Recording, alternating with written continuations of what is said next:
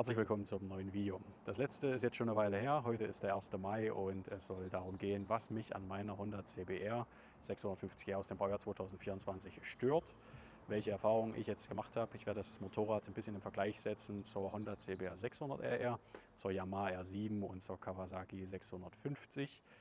Viel Spaß mit dem Video.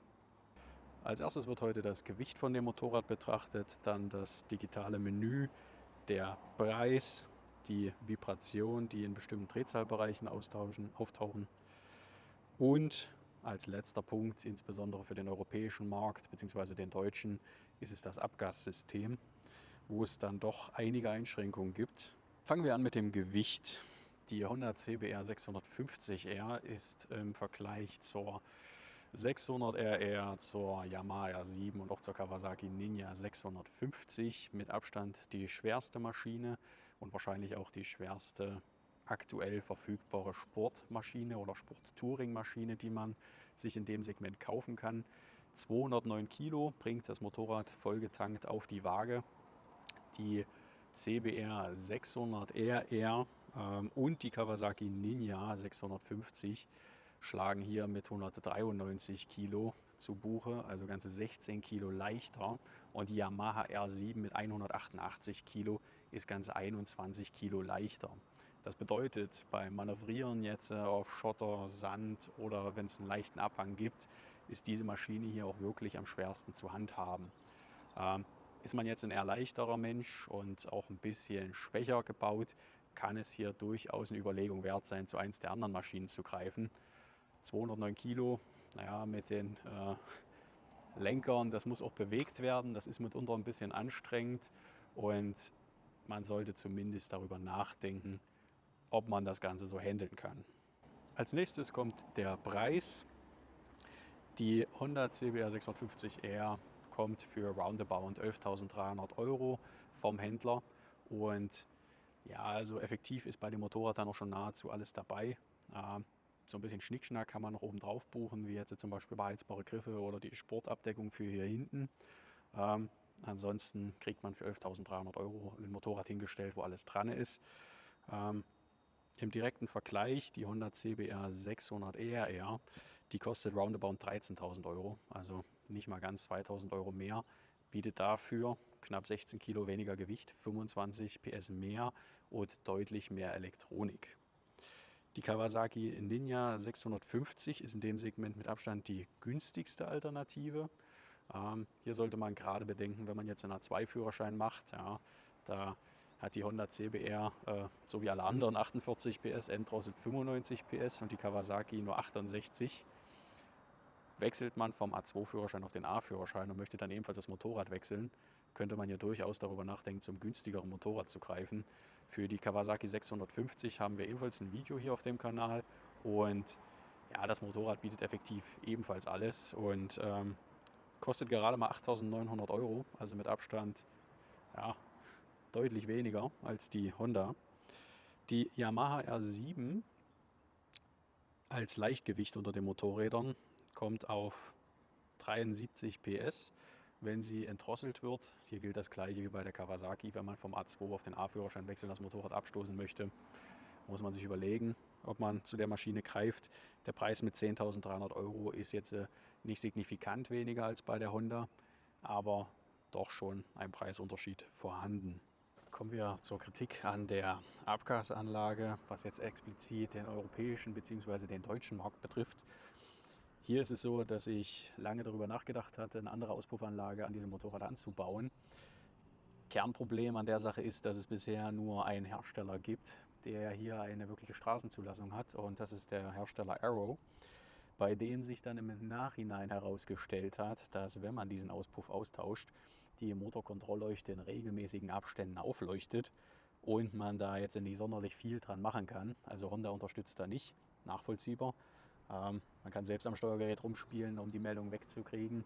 Problem, wenn andere Fehlermeldungen dann die Motorkontrollleuchte aktivieren sollen, hat man da mehr oder weniger den Stift gezogen. Akrapovic, SC Project und andere Hersteller liefern für das 24er und 25er Baujahr keine Auspuffanlagen aus. Bedeutet, man ist hier mehr oder weniger bei der Standardauspuffanlage von Honda gefangen. Der Sound ist in Ordnung. Mein bester Freund mit seiner Kawasaki Ninja 650, der hat eine Akrapovic-Auspuffanlage dran. Die klingt natürlich deutlich kerniger. Und sollte der DB-Killer mal aus Versehen rausfallen, dann merkt man da schon einen drastischen Unterschied. Hier bei dieser Auspuffanlage ist man halt wirklich, ja, man muss mit der Geräuschkulisse leben. Die mag man oder mag man nicht. Mir ist sie teilweise viel zu leise. Ja, ist auf alle Fälle ein Kritikpunkt meinerseits. Das schuldet auch der Euro 5 Norm.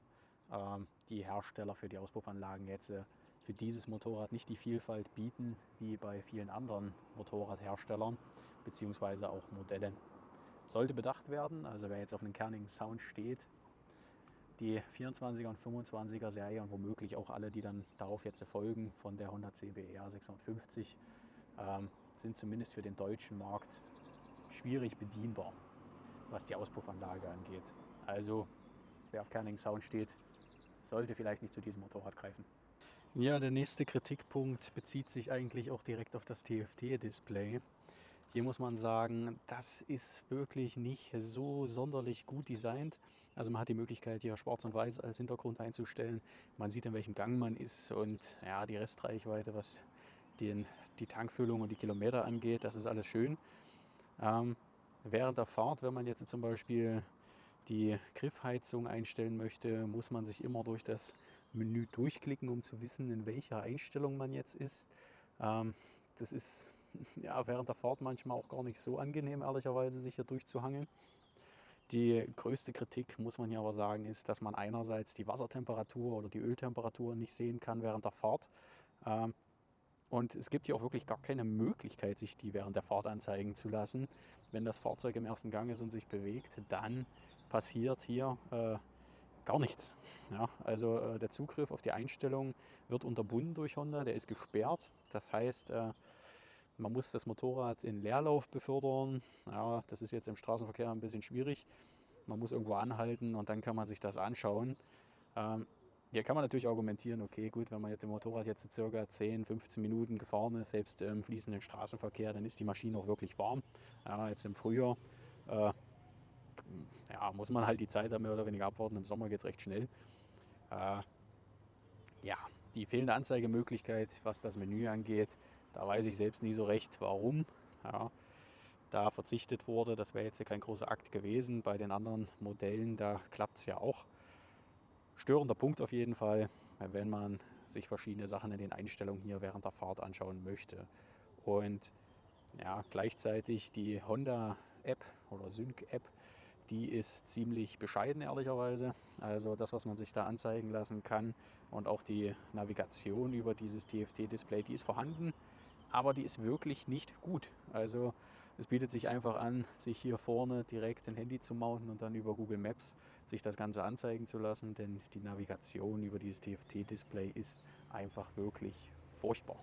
Und dann kommen wir auch schon zum letzten Kritikpunkt und der bezieht sich auf das Drehzahlband. Also die Honda dreht bis 12,5 und man sollte die Maschine auch im oberen Drehzahlbereich aufgrund der Übersetzung halten, um die Leistung abrufen zu können.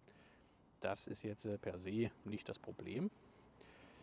Etwas nervig während der Fahrt ist auf jeden Fall der Drehzahlbereich. Ab 4,5 bis ca. 8000 muss man sagen, da vibriert die Maschine schon recht ordentlich. Im Frühjahr bei kühleren Temperaturen habe ich mich gefragt, ob jetzt meine Beine durch die Kälte zittern oder woran das Ganze liegt. Bis mir dann irgendwann mal klar geworden ist, so kalt ist es dann selbst mit 10 Grad eigentlich nicht. Und ja, es sind die Vibrationen der Maschine.